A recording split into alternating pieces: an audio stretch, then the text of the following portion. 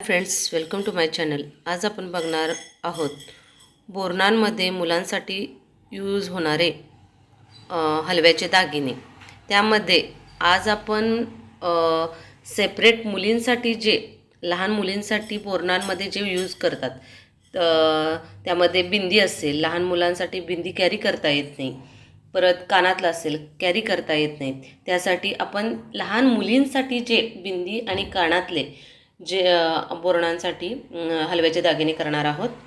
हे जे आहे बाजूबंद आणि हाताला लावायचे आणि जे हार असतात ते कॉमन असतात आणि मुलांच्यामध्ये जे यूज होतात फक्त हे किरेट सेपरेट यूज होतात आणि मुलींसाठी बिंदी आणि कानातले। आज आपण बघणार आहोत लहान मुलींसाठी बोरणांमध्ये वापरले जाणारे हलव्याच्या दागिन्यामध्ये बिंदी आणि कानातले। चला तर मग आपण बघूया।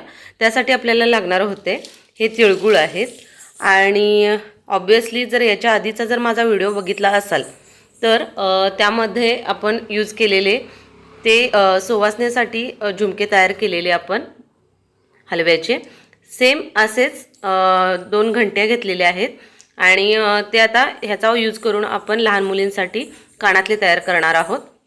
आणि नेक्स्ट लागणार आहे इथं आपल्याला ग्लिटर पेपर। हा ग्लिटर पेपर स्टिकवाला ग्लिटर पेपर घ्यायचा आहे, जेणेकरून आपण लहान मुलींसाठी कानातले आणि बिंदी यूज करू शकतो। म्हणजेच हे स्टिकवाले का घ्यायचे की हा स्टिक काढून आपण डायरेक्ट लहान मुलींना चिकटवू शकतो, जी बोरनान करताना अजिबात पडणार नाहीत किंवा त्यांना अकोड फील होणार नाही। ओके, त्याच्यासाठी आपण हा घेतलेला आहे स्टिकवाला ग्लिटर पेपर। चला तर मग आपण बघूया।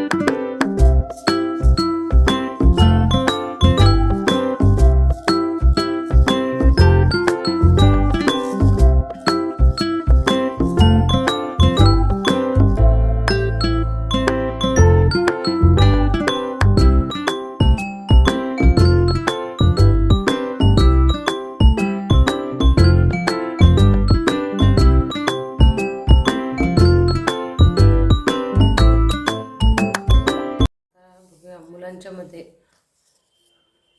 असणारे सेपरेट एक असणार असे एक बासुरी असते, ती बासुरी आपण तयार करणार आहोत।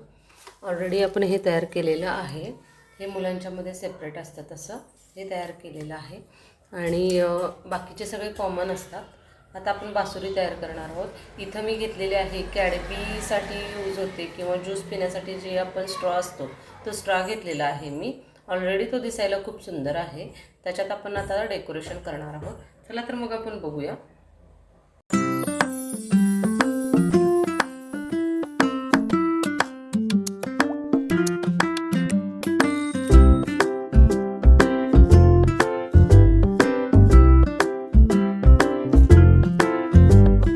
जर कोणी लाईक शेअर सबस्क्राईब केलं नसेल तर माझ्या चॅनेलला प्लीज करा आणि हे हलव्याचे मुलांसाठीचे हलव्याचे दागिने कसे वाटले हे कमेंट करून नक्की कळवा।